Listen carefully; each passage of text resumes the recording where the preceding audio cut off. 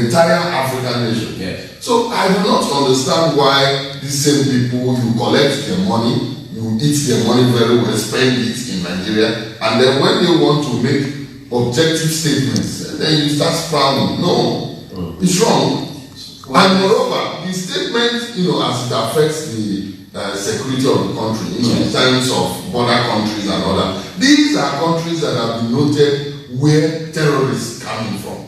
These are countries that have been noted where they call it militia and all that, because of the porous nature of the border. So if these countries have been identified, why won't this statement be made? It's an objective statement, and I don't think anything is wrong with it. You see, I think there is more to it in this country. Honestly, because these things are not what should ordinarily cause problems. So if I may add, there is a political angle to this. Can you make us see that? So let's talk about it. In the run-up to the 2015 elections, Obama actually put out about a 10-minute video about the Nigerian elections. The APC at the time was very happy that he did that. Why? Because he put out that notice indicating that their interest was in a free and fair election, and because the APC was obviously in opposition, they were interested in seeing a free and fair election. Because the only way that an opposition party can win in an election that is run by the incumbency is one in which it is free and fair. If the EU and the US are making statements, now the same APC that was hesitant to sign an electoral bill under the excuse that making such big changes very close to an election can hit up the policy, are content to now start pushing the case that involves the CJN. Everybody knows the CJN had issues. About 2.5 years ago, Sowore, the presidential candidate on the platform of our party, actually released on Sahara Reporters, which he runs, the fact that Walter Onoge had significant issues with being able to explain the sources of his wealth. Nobody did anything 2.5 years ago. And all of a sudden, in a few weeks to an election, the government wakes up and decides that they want to clean house. So the reality is, there are things being done that are heating up the polity. And it is the duty of these friends of Nigeria to indicate that you need to be careful. This is a very important election. It's an important election that involves the APC, involves the PDP, two establishment parties, and involves parties like ours that are new anti-establishment parties that are trying to change the order. We want to see free, fair, and credible elections. Those of us that are non-establishment parties. Because that is the only way that an electoral process can actually be one that delivers true change to the Nigerian people. All right, Mr. Afuye, recently the PDP had actually, gone to the media, made statements that, in fact, trying to reach out to the international community, and that is where some of the statements that came from the Kaduna State Governor came from, the fact that the PDP reached out to the international community and, made certain statements that the incumbent government is looking at as trying to pitch the government against the international community. What was that about? It is quite unfortunate at this point in time that we are having this situation in Nigeria. Because, as the case may be, everybody can adjust to the fact that in the build-up to 2015 election, APC voice was louder than this. And their voice was heard. We are only reporting situation in Nigeria to the international community. As at that time in 2014, they were traveling around the international globe, seeking for help. Okay, so this is you doing what? No, the question is this. You can see the build-up. If there is no action, there is no reaction. See the build-up. The one thing that is so disheartening about the whole situation is that when you see a constituted authority that ought to be speaking for the entire nation is issuing out a political statement. An election issue is not something that needs to be politicized, irrespective of the political party. I am coming. Because the issue is this: there's some institution that should live above the board. They shouldn't speak political statements. They should not issue political statements. Ask me what are the statements. Imagine the NSA coming out to organize a press conference, saying that there are some unscrupulous elements are planning to scuttle an election and they are bringing people from outside the country. Little did we know, the next thing we saw was the election that was on the campaign that was organized in Kano, and foreigners, governors of countries, states in other countries, in our neighboring country, present. We need to take a break. Okay. We need to take a break. Let's take this break quickly. We'll let you start from there, and then we'll build up on this discussion a little more. It's Crossfire. We'll take a short break, and we'll be right back to continue.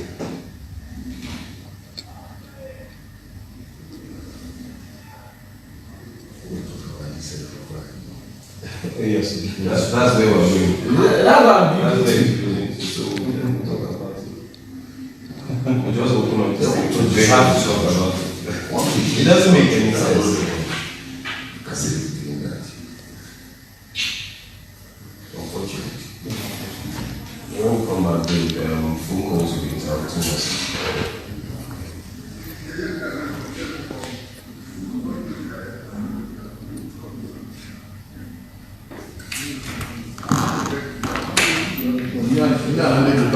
Exactly. You can't come, you know you need to make a check on you.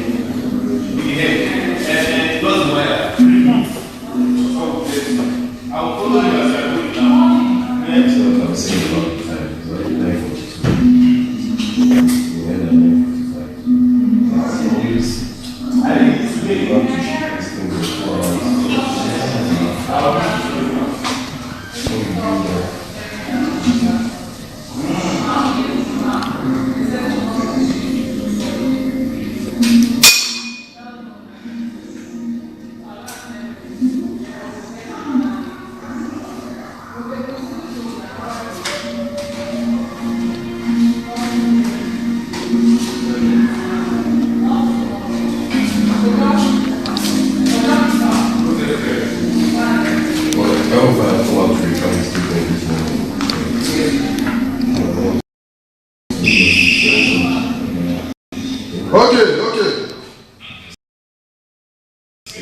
We are good. We are good though. Yeah.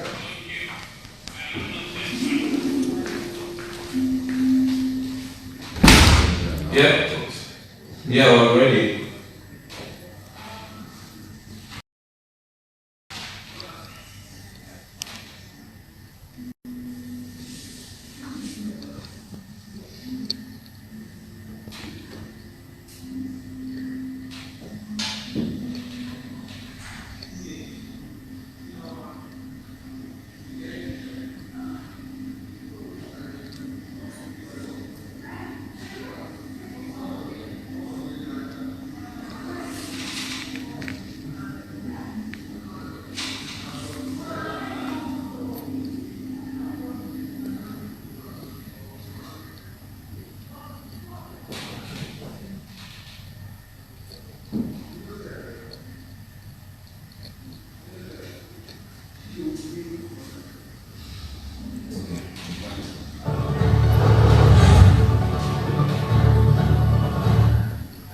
Welcome back to Crossfire. Now, the European Union took the trouble to outline what the roles of an international observer would be at a general election, just like Nigeria is about to go into by the 16th of February.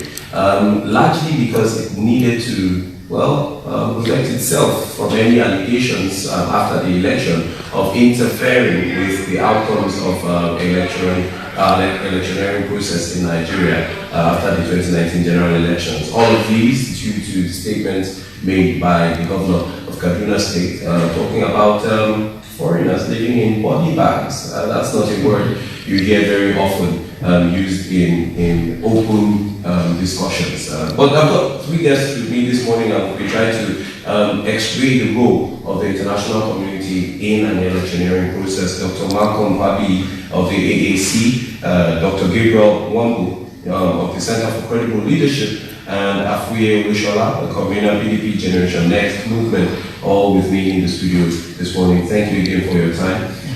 So let's go straight to the statement by the Admiralty Governor. What was your take on it? Yes, okay, let me rush it. You know, the build-up was coming. It is a script, and the whole thing is targeting at voters' apathy. They want to see how they can discourage Nigerians that have taken it upon themselves to go and collect their PVC and show that, look, we have power to remove any government. The whole idea is just to make them relax and feel that, oh, I'm not going out there because there will be war. From the heart of abundance of the man, the mouth speaks. Governor Rufai has just only constrained himself by using a lesser word called body bags. There are more to it in his tummy that he has not even said out. Well, we'll leave that in his tummy. That is what we call pattern meaning. Then he has left Nigerians to deal with our fears, but we will surprise them on the 16th that his threat has not moved beyond his family circle. All right, let's hear from you, Dr. Fabi. I think it's an unfortunate statement. Again, election observers have been part of every election. Not only do people come here to observe elections, we send people out to observe elections. There is no election in the world that is not observed. The US elections, the elections in the UK, elections in the most advanced societies in the world from a democratic perspective. So there is no shame in having election observers. They add credibility to the process. The other thing that I would note is that the credibility of our elections, we should not make a mistake of thinking that the credibility of our elections is completely dependent on foreign observers being there. We also have... Because there's a great school of thought that holds to that notion. That's right. So the credibility of our elections is enhanced if some independent people are present, but it is our duty To make it as citizens to make it credible. So one of the things that our party is doing, for example, is we have developed an election monitoring app that any Nigerian can actually go online right now and download. It's called AAC Back. You download it, it has all the party logos on an app on your smartphone. In every polling unit, the results are going to be counted. The results are going to be pasted. This app allows you to key in all the results at that polling unit. You can tell what exact polling unit it is. Those 4 sets of numbers on top of your picture on your PVC card, and it allows you to take a snapshot of the election results. You press send, and we immediately get those results in real time. So election observers have their role, but we as Nigerians are the ones who are going to make our elections credible. All right, Dr. Gabriel. No, the statement by Malcom Rufai, I analyzed it critically. Although he has come up, was it late yesterday or this morning, to bring in clarity. I think probably he speaks before he thinks, because what he said, you will see lots of venom in his utterance. For somebody that is a government chief security officer of the state to say that people, whether he used it as a passive statement of, body bags, it's a hate speech, and it's from the coming of somebody, and in that level as the government of the state. And that is what we are guiding against in Nigeria. And the most unfortunate is coming from him. Whether he has denounced it or not, to have used it in the first place, whether as a passive statement or not, let's take this call. Very unfortunate. Musa calling from Life Camp Extension. Musa, good morning. Hello? Good morning, Musa. Yeah, we can hear you. Yes, very clearly, we can hear you. This issue of discussion is a welcome idea. I do not think that the observers to take a look in our election that will take place in February 6th. Because the only issue here is the leaders themselves, I can see they are trying that they are not by force because the person like personal governor can this first come and what do you expect from me? Are you listening? Yeah, we're listening. Good. So my contribution here is I see nothing wrong with the idea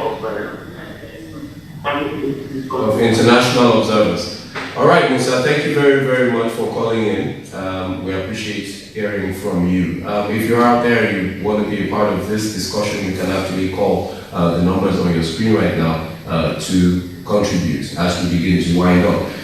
Let's take your final statement. See if you're going to be speaking with Nigerians and saying, look, this is what to look out for in these elections, and you're going to douse some of the voter apathy we already have. What would you say? So what I'll tell Nigerians is that the 2019 elections are going to be an incredibly important election. Here's what we've learned over the last few years. We've learned that Nigerian people can actually kick incumbents out of office. We've learned that the Nigerian people can, in spite of all the challenges put in front of them, participate actively in the electoral process. We are convinced that Nigerians will troop out and participate in the process. Our message to Nigerians is that the credibility of the elections depends on them. If you see acts of vote buying, take pictures. We need, that's part of what adds to credibility. When you saw what happened in Osun Ekiti, what did INEC tell us? INEC told us that they had no documentable evidence. So if our elections are to be free, fair, and credible, if you see somebody from any party, and we know which parties we're talking about, who are trying to induce you with money, take pictures, send it to parties like ours, download our app or the apps of other people that are out there in the system trying to have credible elections. Document the results at your polling unit. The magic happens between the polling unit and the collation center. But if we know the results from each polling unit, problems in our elections will be reduced. Election observers are here as friends, they are certainly not here as enemies. And nobody deserves to be telling them they will leave Nigeria in money bags. All right, Mr. Afwe. Well, final note. INEC has promised us that they have improved technologically everything, apparatus, paraphernalia that will be deployed for this election. They promise us it's going to be credible. On the other hand, our security agencies, they should watch it. They should try and watch it. Because after the election, they will go back home and drop their uniform, they will be part of civilians. They should know they are coming back home. But during that their duty, they should stop and not intimidate Nigerian voters. They should allow people to come out freely and choose their leader. What happened in Osun and Ekiti should not repeat itself. From now on, before the election, I'm using this opportunity to encourage our voters, the Nigerian electorate, to come out. This is their land. Nothing will happen to them. Nobody will go in bodies back. At the end of the day, the people's voice will count.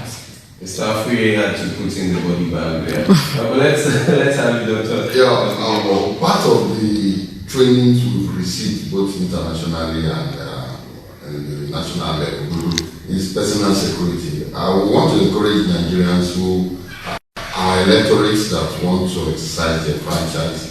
So please, if you're snapping pictures, if you're taking pictures of people who are buying or selling votes or any form of inducement, be sure you are safe. Be sure you're doing that without their knowing, because if they know or notice that you're snapping them, you might put yourself at risk. They might even kill you. That is the truth of the matter. And then your life is more important to us than any other thing. And moreover, we want to also encourage Nigeria, please come out and exercise your franchise. You cannot make any difference when you're just existing. Participate in the process by casting your vote for your choice candidate. Thank you so much. All right, and on Crossfire this morning, this is the much that time will permit us to take. When we talk national issues, time is never enough. And that's why we're going to bring you another edition of the show tomorrow morning and take the discussions a bit further and look at all of the issues that will help us build the Nigeria of our dreams. We say thank you to all of our guests. Dr. Malcom, thank you very much. Mr. Afwe Olushola, thank you so much. And Dr. Gabriel Wambu, thank you so much. All right, and this is the end of our show for today. We'll be back with another interesting edition of Crossfire tomorrow morning. My name is Fortune. Stay blessed.